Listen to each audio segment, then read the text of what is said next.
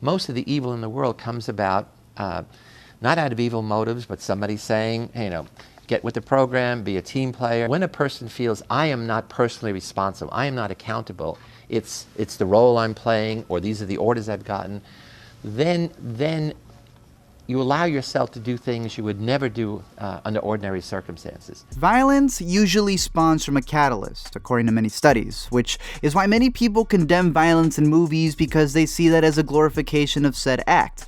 That when someone impressionable sees evil portrayed on screen, they too will be inclined to mimic it.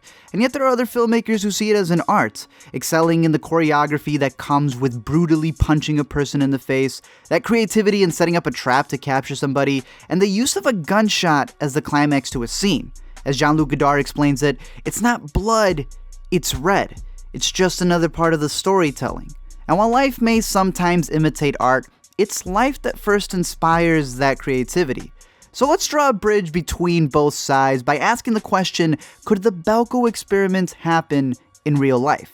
Now, for those unaware, the Belko Experiment is a survival thriller written by Guardians of the Galaxy director James Gunn. In it, 80 employees are trapped inside their office building where they have to kill each other in order to survive their corporation's deadly game. It's pretty much an episode of The Office produced by Blumhouse. Sure, it's not a philosophical statement on the entirety of human behavior, but it's still a scenario that we can look at and question, could this come true? And to me, the best way to answer that is not only by looking at the present state of our planet, but by looking into the past and previous experiments. Why didn't I stop? Well, cause he told me to continue. Why did you listen to that man and not the man in pain?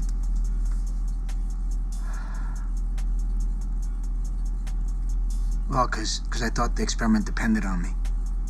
Without rewording everything you learned in a philosophy class, Milgram's study of obedience set up a participants who had to ask questions to a fake subject in another room. Every time they answered incorrectly, an electric shock was meant to be inflicted by that participant. While Milgram thought only like 1 to 3% of people would actually go all the way, the study concluded that 65% of participants obeyed, delivering up to 450 volts to a person they thought was actually in the other room. The experiment proved that people could inflict pain if told to do so by someone in authority. Good evening, gentlemen. How about we make this one a night to remember? Another popular experiment focused on the psychological effects of perceived power, as set by Professor Philip Zimbardo. He hired 24 students and split them between prisoners and prison guards, and then just observed what happened. The experiments ended after 6 days. In that time, the prison guards had started torturing their fellow colleagues who were playing the prisoners. Unlike Milgram's experiment, here, Zimbardo proved that even normal people could exemplify evil when given a position of power. The guards and the experimenters are clearly... You address me as Mr. Correctional Officer.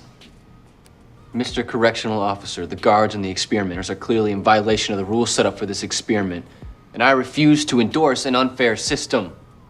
And yeah, while many of these may be university studies, there have also been scenarios done in public with no professor around to stop the torture when it got out of hand. Your responsibility is to facilitate that action, so, it's your job, you understand? Yes, I do, and I'll do everything, that you need. Just as with the other two cases, a film was also made about one of the most disgusting series of prank calls made in the late 90s to early 2000s. These calls were made to small-town fast food restaurants where a man pretending to be a police officer convinced managers to strip search their female employees. Okay, well, I talked to her and she understands she did something wrong. And you're gonna need to spank her. Can you do that?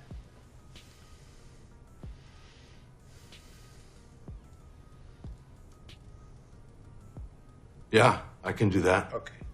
The McDonald's where the incident took place was able to limit their lawsuit, and the caller was acquitted of a decade's worth of charges.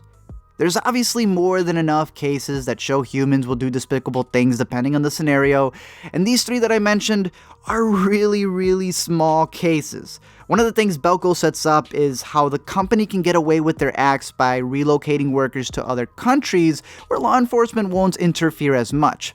But let's be honest, even with authority figures in place, violence ensues in real life, be it secondhand or firsthand, be it depending where you live or how you live, be it through governments, gangs, or gods. Violence is always all around us. We understand, but we are not going to entertain the option of killing people. The thing is, we already do. Going back to the beginning, you know in movies how you feel for that character that you've grown attached to, and when they die we melodramatically mourn? Well, we don't feel that for all of the side characters who are also human beings and also get killed. This man, dead.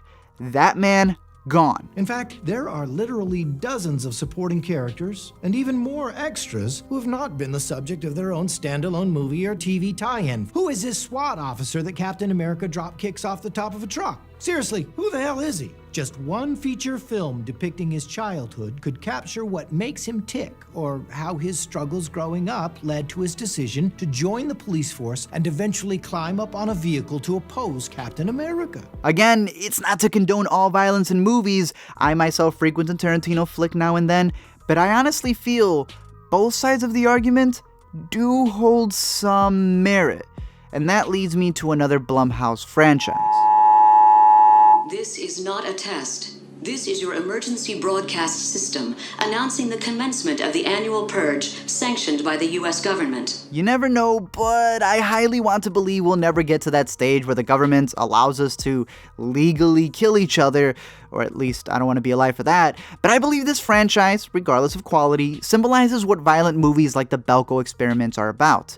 To question your morality in that what-if scenario without actually getting blood on your hands. In the Purge series, it's all about that one day where Americans let out a year's worth of frustrations by letting their animalistic sides free for 24 hours. And movies are kinda like that for people. It's just 2 hours or so of letting loose. We're willing to give our time to a genre or film that meets our needs, be it the warmth of romances, the lightness of comedies, or the adrenaline of thrillers. It's movies that allow you to experience emotions without actually facing those situations, to ponder what you would do, but at a distance. And from so far away, we can ask these types of questions like the one in this video. Because just looking at the past, worse experiments than Belko have happened, and that's because people went along with them. So the question isn't if it could happen, but what would you do if it did?